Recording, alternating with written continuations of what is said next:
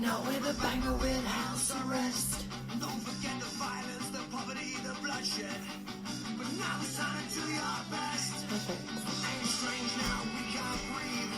We might have a chance to fix it all. If we do things right, just this time, we don't have to go back to normal. Okay. If this is the end of our ride. Thanks, man.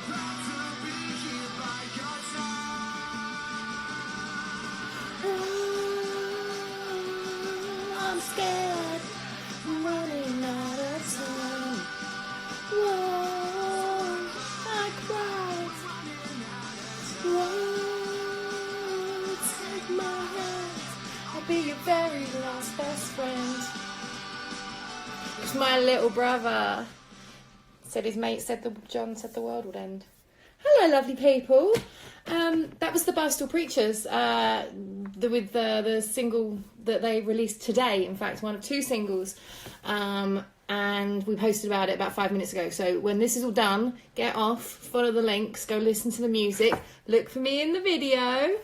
And actually, there I am. Look. Oh no, I've gone. Okay, I'm gonna turn this off.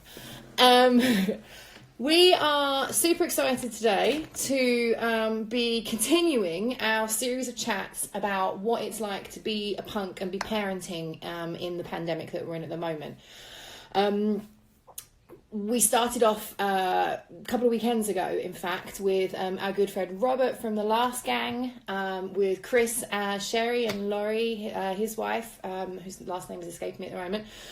Which was fantastic, and Jen from the Drugettes, everybody kind of talking and sharing their insights and what it's been like for them to be a parent. And then we had like loads of people lined up that we were talking to for last weekend, and then the surprise of the quarantine anniversary extravaganza happened.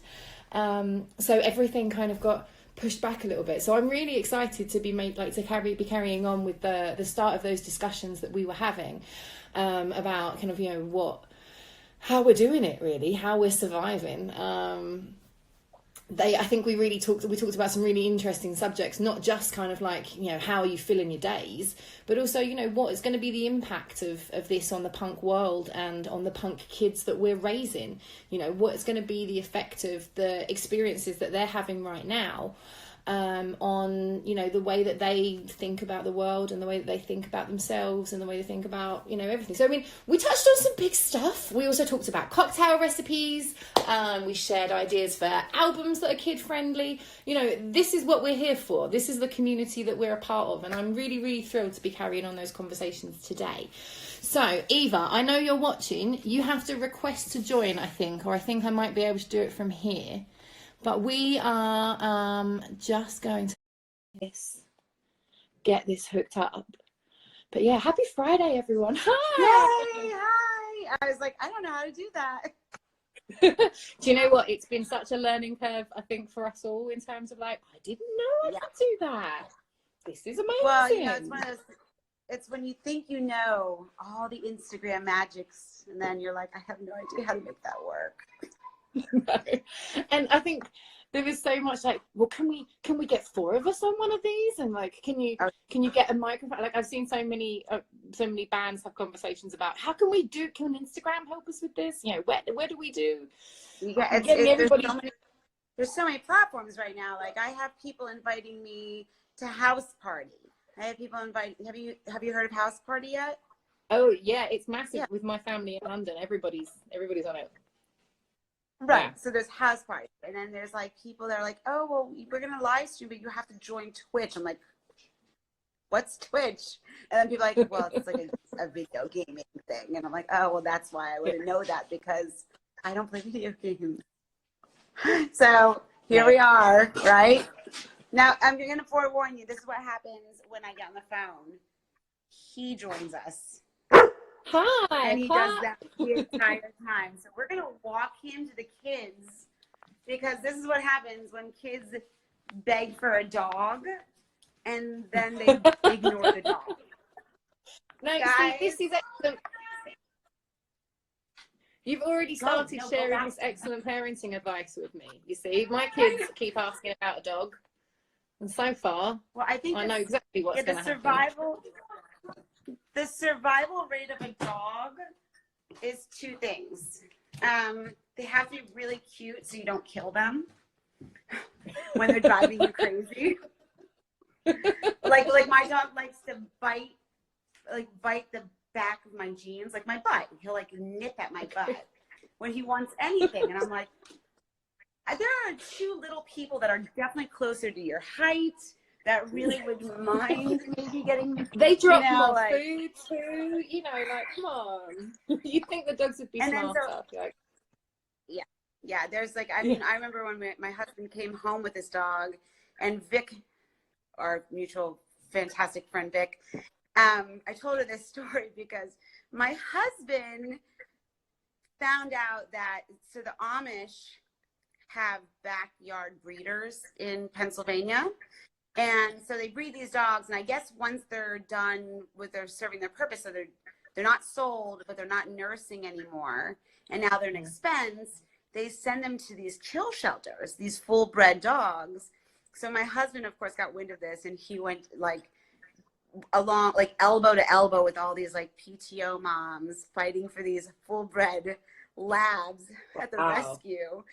And he shows up with this puppy who is adorable, but I looked at him like, are you out of your mind? We just started sleeping. What's the matter with you? Like, what are you doing?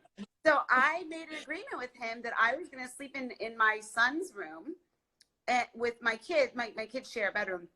I was going to sleep in my kid's room while he sleeps with the dog, because he forgot that dogs are like babies. They wake up like 5 times in the middle of the night.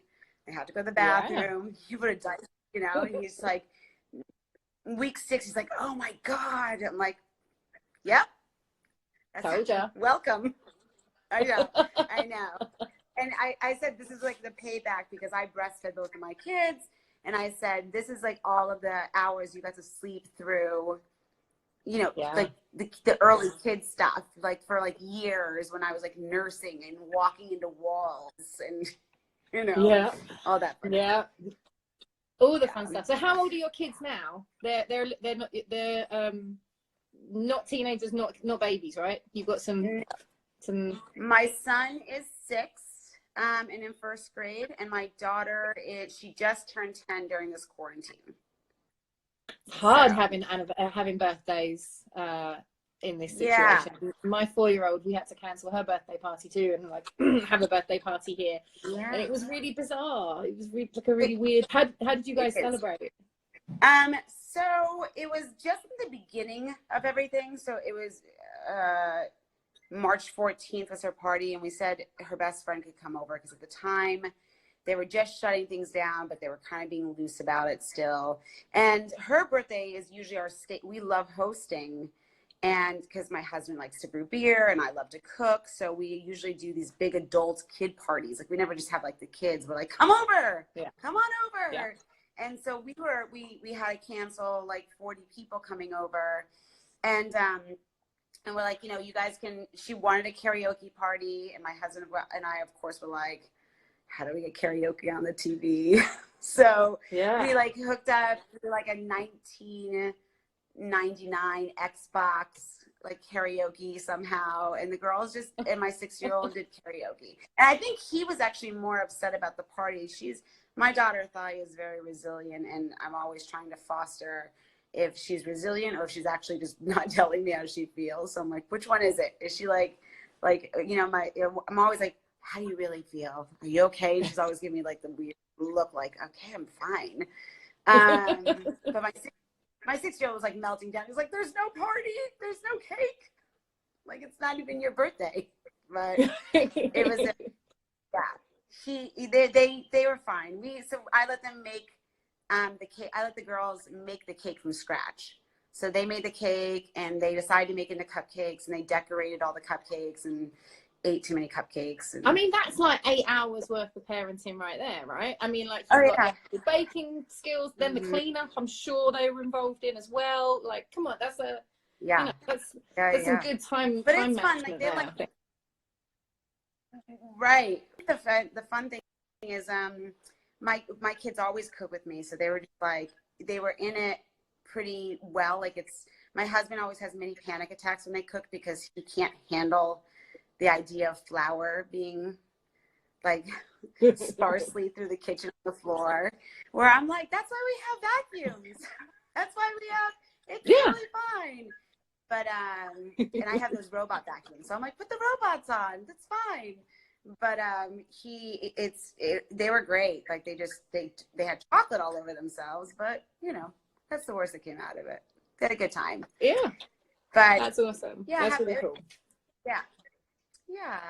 But overall, it's we've been a lot of homeschooling,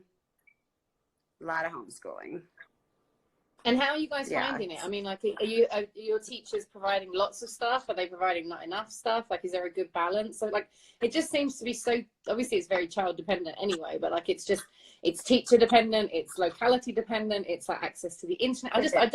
My hats off to everyone in the education profession right now, and every parent who's like, you know, making it work, you know? So initially, when they didn't put any kind of like severe platform in place, which I think that happened maybe 3 weeks now, we're on a month and a half since March 12th. My husband he's a 5th grade math teacher in the city. He has like 90 students that are in 3 sections, and everyone was playing it cool. Him and his grade partners had a good system with their school. He was homeschooling what my 4th grader was doing math, and he was able to pool what my 1st grader was doing. My 1st grader, he's a very young 6, so we were like, you know, he's just like, oh, but I can go to my playroom and I can play. But he was really good. My husband was killing it. And then they put everything in place, and it was like, it's been, my daughter is doing great. I mean, in terms of doing it herself, and she does guitar lessons with a musical artist. His name is David Beckingham in Vancouver, who's awesome. And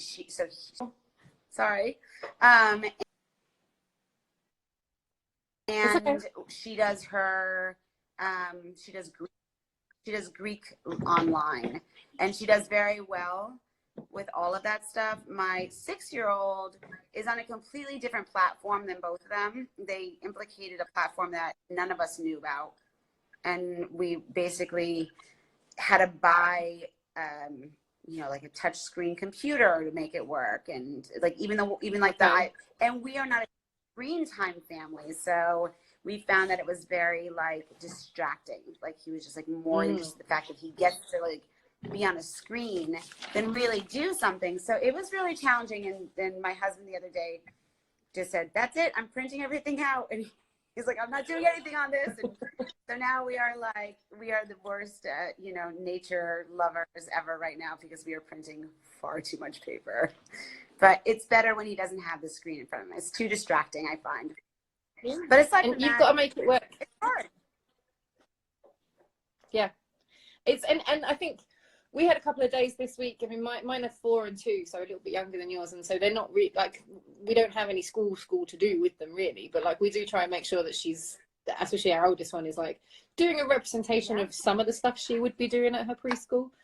And like, it's really hard, because you know, it's easy to I think especially for the little ones as well, like, oh, there's a reading app, there's a phonics app, and then you look around and like, I'm getting work done at the same time, so like, I'm trying not to beat myself up about it, because you know, and then you look around and it's like an hour, and then it's an hour and a half, and you think, oh, is this too much, you know? But she's learning. But like, it's hard.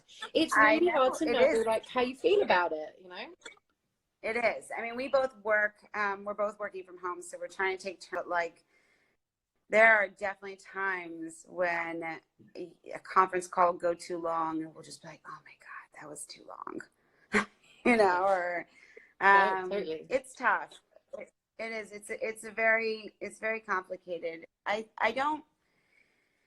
I find that they're adapting well. I think if they were teenagers, I think this would be a really hard period for them, because the boredom would be like, I'm so bored. But they're, you know, we live in an area where they can go for a bike ride and not not come in contact with another person, or we can go walk to a creek and they can go down into the creek. And it's really nice for them. I mean, of course, like I'm like, you need to go for a walk. Let's go. I'm like, I don't care what you're wearing. Just go. So I'm all about dragging them out. I'm like, you wanted the dog? Let's go. I don't care if it's 7 in the morning. Let's go for a walk. My daughter's just like, but you know, it's definitely, you know, they eat so much right now too. I'm like, oh my God, you guys, like the word snack right now. I mean, I'm sure the word snack is just like exhausting to hear all the time. Like, I mean, especially snack. when it's one of like 50 words your toddler knows. Like, snack? More snack? You're like, snack? Like, who did come up with that word anyways? It's a word blasphemy. It's terrible. Snack. And oh it's my also, God. you know, especially the age where you can't logic with, like, where you can't apply the logic, where it's like, it's an hour until dinner time. I know you don't understand what an hour is. I know you don't understand that food, like a lot of food is coming. And I know you don't understand that you're going to ruin your appetite, but you're not having any more pretzels. I'm sorry. You can scream at me right now. But yeah, keeping it like in perspective. I mean, I think what Carly's commenting saying that quarantine screen time rules are totally not the same as normal screen time rules. And I mean, it's totally true. Yeah, absolutely. I mean, it's kind of like, it feels like Lord of the, you know, I can't even remember the book now, but Lord of the Flies, that's what I was going to say, you know, where it's like you're working and you have to shut the door because you're trying. I mean, I'm a little bit more loose about it. I'm like, okay, well, if one of my clients see my kids, I'm sorry, I'm working from home, you know, what are you going to do? Yeah, exactly. But, I just feel like anything goes right now in some respect, and I'm trying to be not so hard on myself during this period. You know, I think like I try to, you know, I'm just trying to do the best I can, like all of us, obviously, but you know, there's moments where I'm like, man, I normally would have so much more patience than this very moment, and right now I have no patience for it.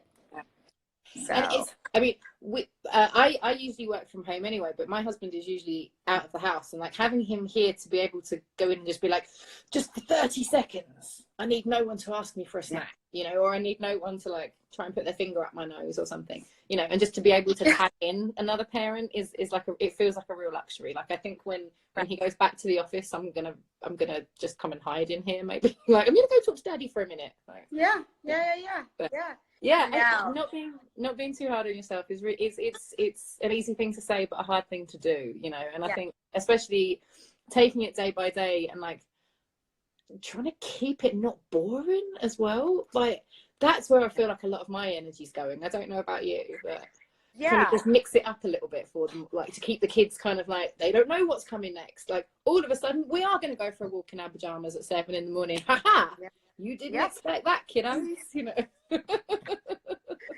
No, I think that keeping it interesting is definitely like one of the things that I'm trying to do in terms of, I think, you know, entertaining them is definitely a part of my daily routine in some way or another, but it's more like micromanaging what they should be doing. Like I'm like, you have a playroom, you never go into it. Can you please go into your playroom because we should donate those? And they'll be like, oh, what? No, I love that corner. I don't even know what's in that corner, but I'm gonna go play with everything in that corner. I'm like, done. I gotta just buy myself 45 minutes minimum. Yeah. You know, it's and awesome.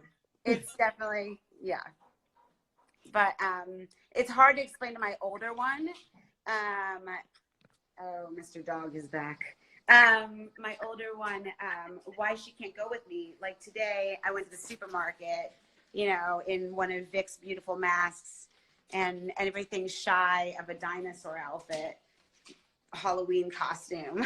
And I was, and she's like, can I come? I won't touch anything. I'll stay in the car. I'll do this, that, and the other thing. I'm like, no, you can't come. And it becomes a very complicated conversation because, you know, there's like can you guys keep the dog in there? Sorry. And yes, this is what parenting at home, working from home, for me looks like. But it's hard to explain to her that everything that she's, you know, used to being able to do with me that she can't do. And that's hard for me because I know she just looks so disappointed. And I think the level of what this virus means is like all in theory, you know, like in theory it can make you sick. And, you know, she doesn't know how sick it is. And we did have a friend that got really sick and she heard us talking about it, and she's at that age now where I don't, you know, like your kids get to an age where they're like, okay, well, people can die and that makes us sad.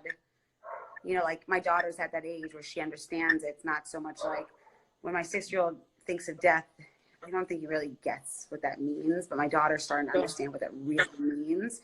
And so our friend became very ill and we were very concerned, and he was one of the people that became ill for a very long period of time. And so I have to explain to her, like, this is a really big deal. Like, we can't have you come to the supermarket with us, or we can't have you go, you know, anywhere. And then she'll just kind of mope away. So I think it's very disappointing, and it's hard to explain it to her more than my 6-year-old. He's just like, can I go play with Teenage Mutant Ninja Turtles? And sure. Go ahead. Yeah.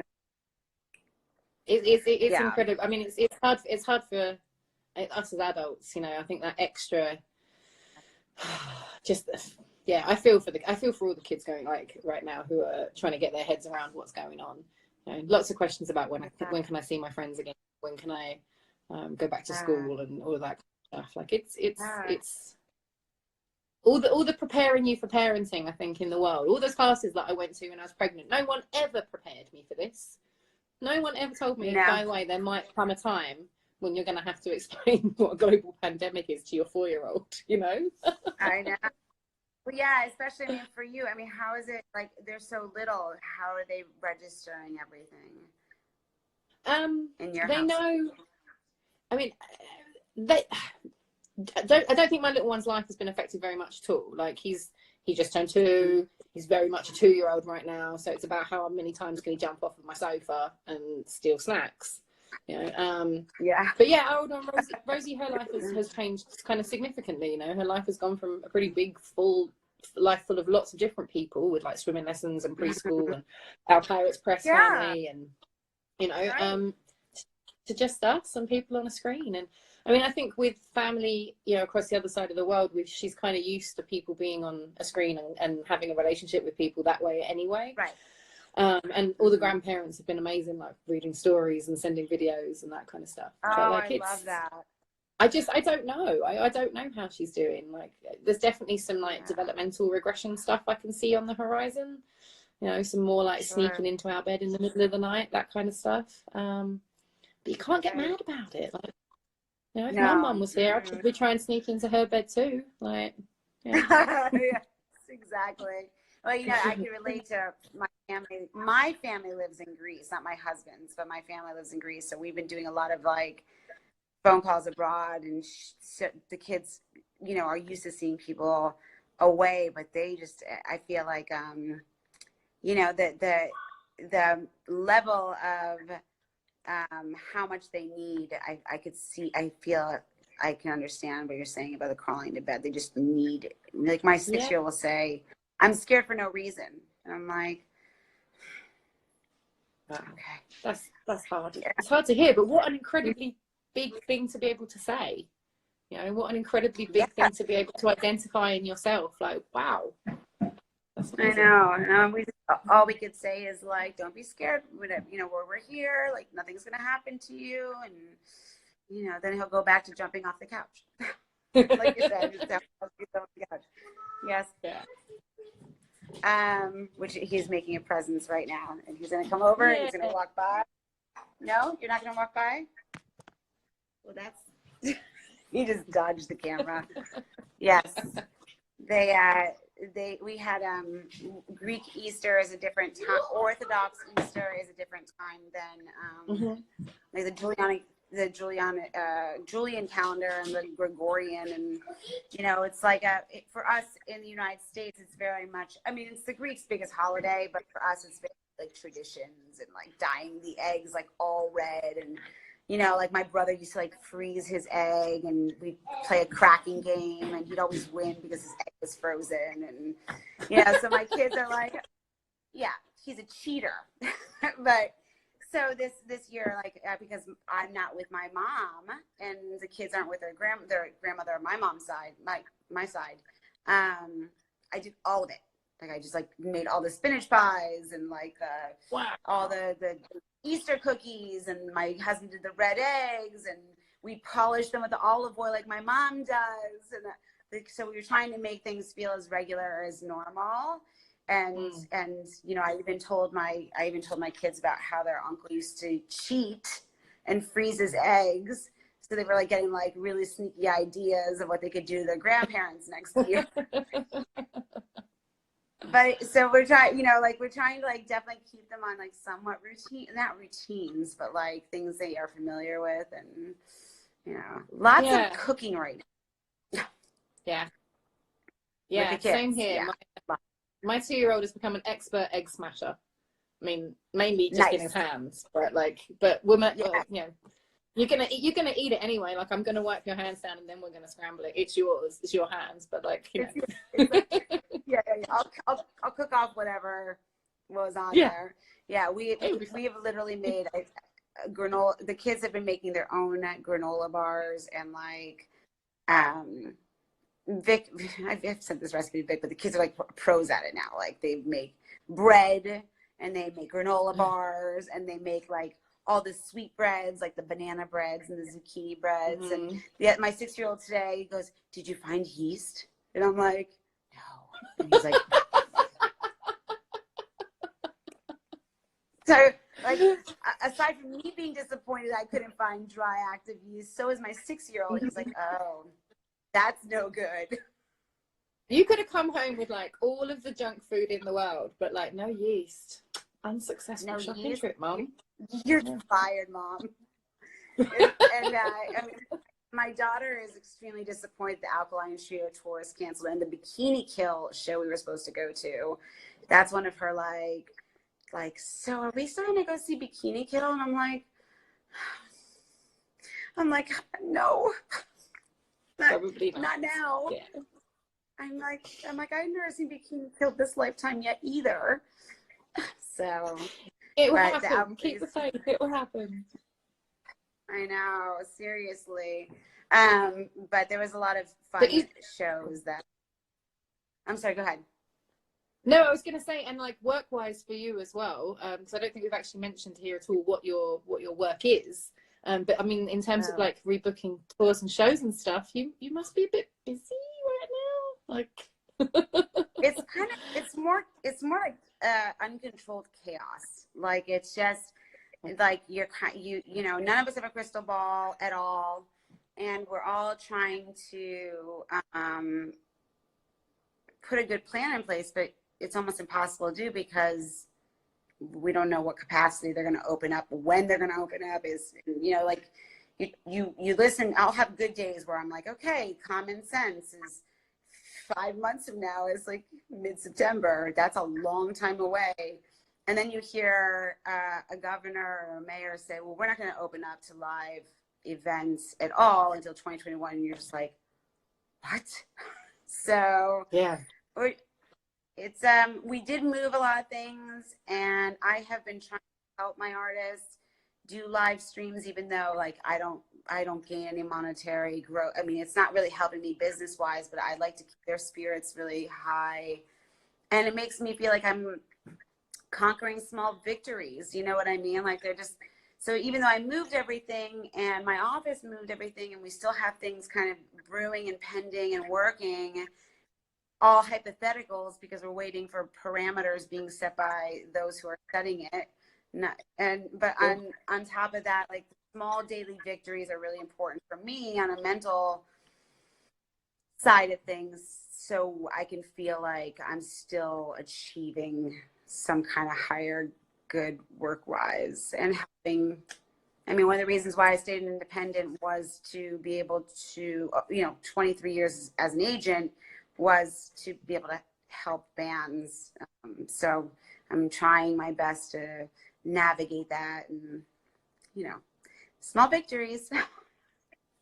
Absolutely. Celebrate them everywhere. Like it's always been like think of how I've kept myself, like try and keep myself resilient is like, celebrating those small victories or celebrating any victories, because it's all one step towards wherever it is you're going, Yeah, I think also listen, kind of like, sorry, I was gonna say, I also think it just makes you feel really, empowered in some way at the end of the day, because if you don't have anything to look forward to, then you could fall. I feel like this is so true to so many people right now. You could just fall in this like downward spiral of sadness, so the small victories I feel like help keep your synergy high and some kind of positive rhythm.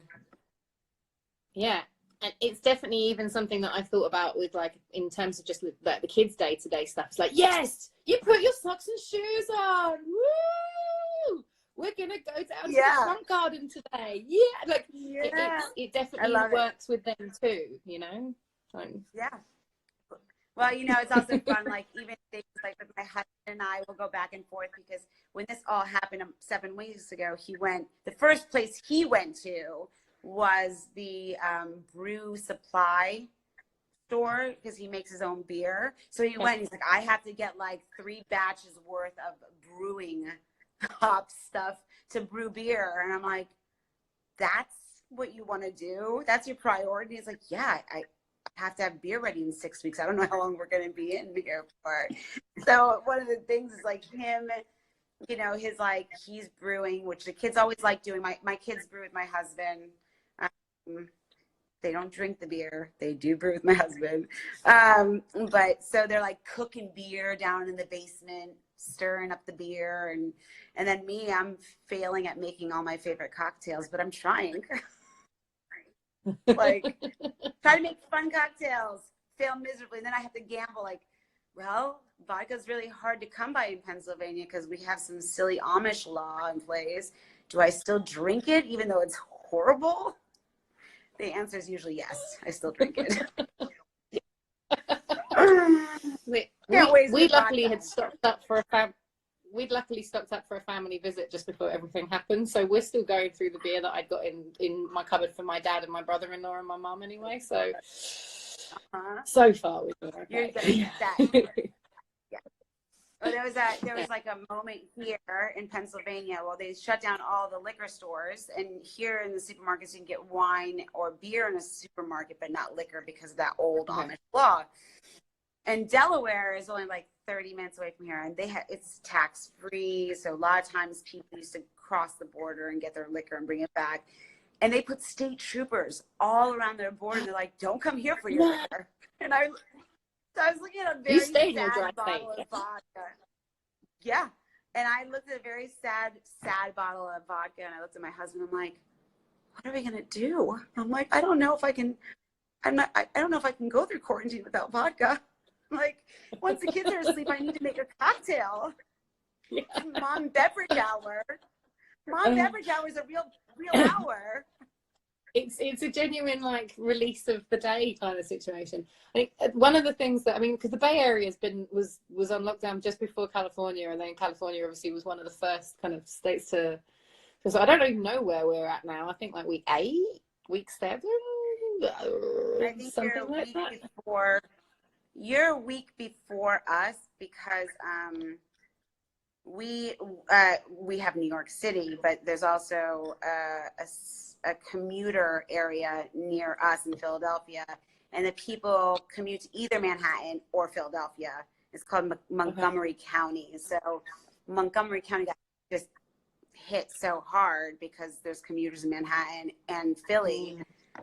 Or to Philly, so they shut that down, and the second they shut down, the next day they shut it down. I was like, all right. So yeah, we're in like same thing. Vic's saying that we're in week 5. It just feels so much longer, man. Well, maybe. Yeah, we were 12. Yeah. Yeah, it's about. I think it was about March. Yeah, it was, well, my daughter's birthday was March the 16th, and we were definitely like in it at that point. Oh, happy birthday. My daughter's March 14th. Yay. Spring babies. Yay. Yes, our little Pisces. Mm-hmm. Yeah. Yeah. Well, listen, I just want to say thank you so much for this. This has been wonderful. And I really appreciate your time. I appreciate you, you know, like sharing all the things with us. Like this, I think what we're trying to do in terms of like bringing punk parents together to kind of like message of solidarity and some sharing of ideas and stuff like that, you know, has been it's been one of the my favorite parts of the last few weeks, let's say. Before we end, do you have other punk parents out? Oh, hang on a second. It paused me because my battery was low. Oh no, don't tell me we've lost Eva now. Oh. Can someone still hear me? Can someone give me a wave or something if that worked? No. Oh, I think we've lost her. Oh, her phone died. Mum.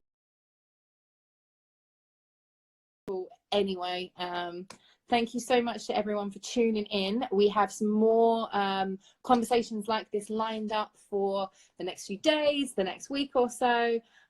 We will be posting them here on Out Come The Boobs and on Rock the Sofa. So keep an eye out for all of those. If you want to join us and talk about how you're getting through this pandemic as a parent and as a punk parent in particular, give me a shout. I'd love to chat to you. You can come on a live with me here, or you can make a video. Tell us about one thing your kids are listening to. Tell us about one thing your kids are doing. Tell us about one thing your kids are watching. Tell us your favorite cocktail recipe. Tell us your messages of solidarity to other punk parents. We're about bringing people together and building this community, because this is how we do it. You know, support your scene, people. We're here for you. We love you all very much, and stay safe. I've got a lovely new mask that April sewed for me. Ready? Look. Okay, it's good to see everyone, or to not see everyone, and we'll be in touch soon. Happy weekend. Stay safe.